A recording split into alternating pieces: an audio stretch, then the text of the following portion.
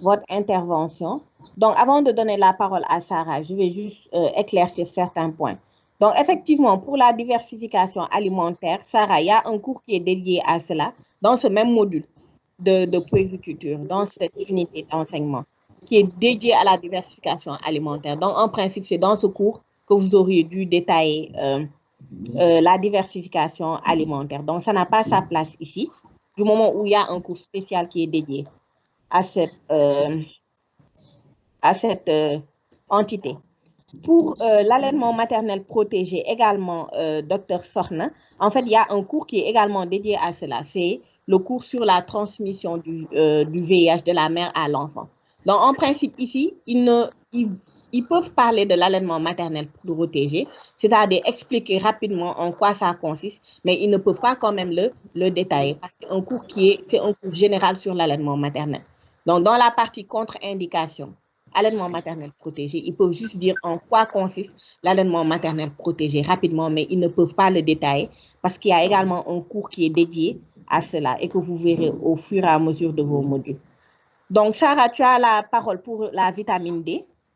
La question, c'est de savoir pourquoi on supplémente en vitamine D et pourquoi la teneur en vitamine D est faible dans le lait maternel. Je ne sais pas. Je pense que la question, c'est par rapport à ça.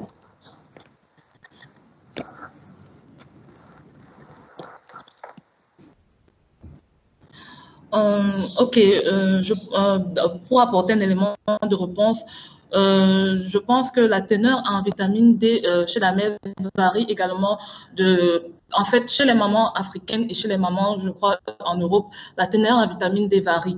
Parce que chez les mamans, par exemple, européennes, la teneur en vitamine D est faible parce qu'elles n'ont pas une forte exposition au soleil. Tandis que chez nous, en Afrique, on a la teneur en vitamine D peut être moyenne, mais elle n'est pas suffisante pour couvrir les besoins en vitamine D du nourrisson, du nouveau-né ou du nourrisson. C'est pour cela qu'on doit supplémenter le nouveau-né en vitamine D jusqu'à 6 mois. Voilà. Donc, effectivement, elle a donné, voilà, c'est ça la réponse. C'est-à-dire l'exposition solaire diffère en fonction de la zone géographique où se trouve la mère, mais n'empêche, même s'il y a une plus forte exposition solaire pour les mères qui se trouvent dans une zone géographique qui est très ensoleillée, surtout dans les zones tropicales, n'empêche, il y a quand même la teneur en vitamine D est quand même assez faible dans le lait maternel par rapport aux laits artificiels qui sont systématiquement supplémentés en vitamine D. Et d'une autre part également, les nourrissons ne sont pas exposés très tôt et les nouveau-nés, ils ne sont pas exposés très tôt à l'exposition, ils ne sont pas exposés très tôt à la lumière solaire. Donc, il faut supplémenter tous les nourrissons qui sont nourris exclusivement au sein en vitamine D, mais également les mères qui font de l'allaitement mixte. Si l'enfant est sous allaitement artificiel total, le lait artificiel est bien supplémenté et la dose peut aller jusqu'à 400 à 1200 unités internationales, si c'est une dose dans les 100 ml à peu près. Donc là, tu es sûr que l'enfant aura tous ses besoins seront couverts par le lait artificiel. Mais dans le cas où la mère fait de l'allaitement maternel exclusif ou de l'allaitement maternel mixte, là, l'enfant doit être forcément supplémenté en vitamine D. Professeur Fatou, si vous avez des éléments de réponse par rapport à cela.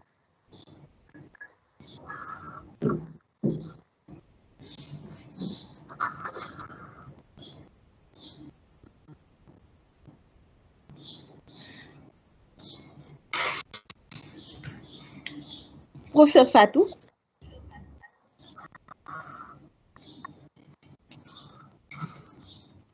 Apparemment, elle a des problèmes de connexion. Il n'y a pas de souci. Donc, c'est ça la réponse, Sorna.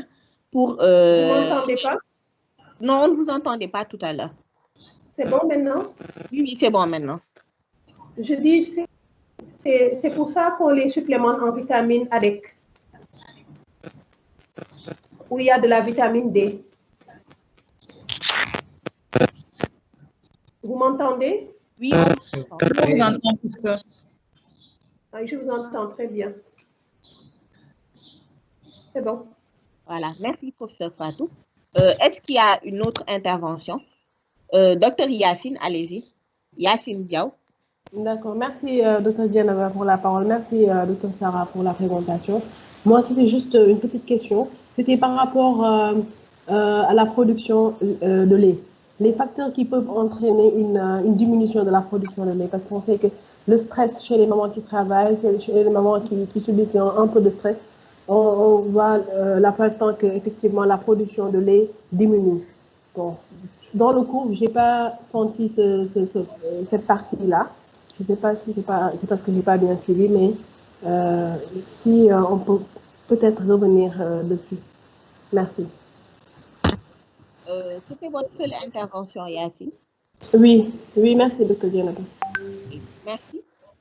Sarah, effectivement, lors de votre présentation, dans la partie où vous développiez les obstacles et les problèmes liés à l'allaitement maternel, vous n'avez parlé que des affections mammaires qui peuvent entraîner une contre-indication relative ou absolue de l'allaitement maternel.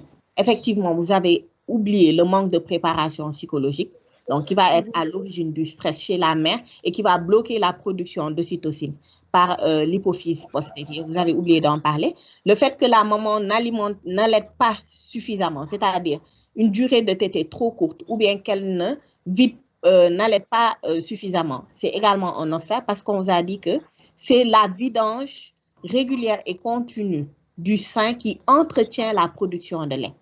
Donc, tant que l'enfant tète, il y aura une production de lait continue. Mais si l'enfant ne tète pas, on vous dit que le lait va s'accumuler au niveau des acinis, ce qui va entraîner une augmentation de la tension mammaire.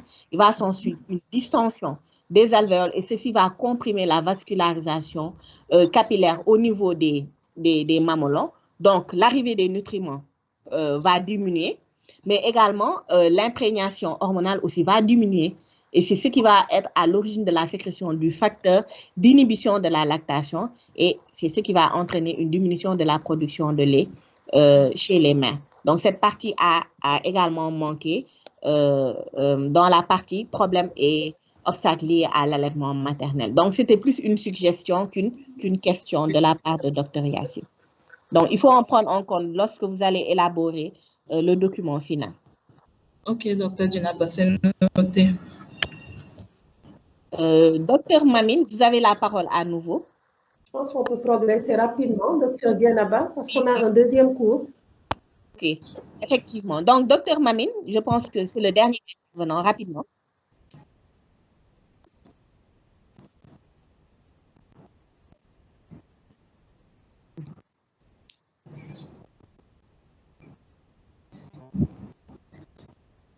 En fait, pour chercher à savoir c'est d'abord quoi la cause de cette production,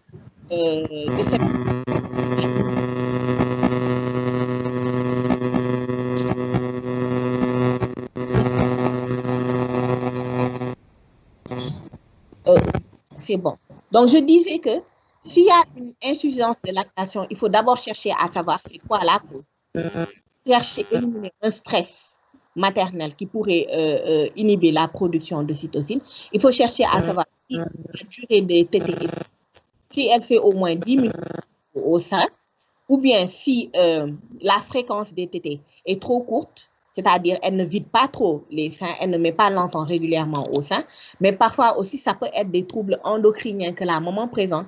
Ça peut être une insuffisance hypophysaire. Dans ce cas, la production de lactine, de prolactine sera insuffisante, de même que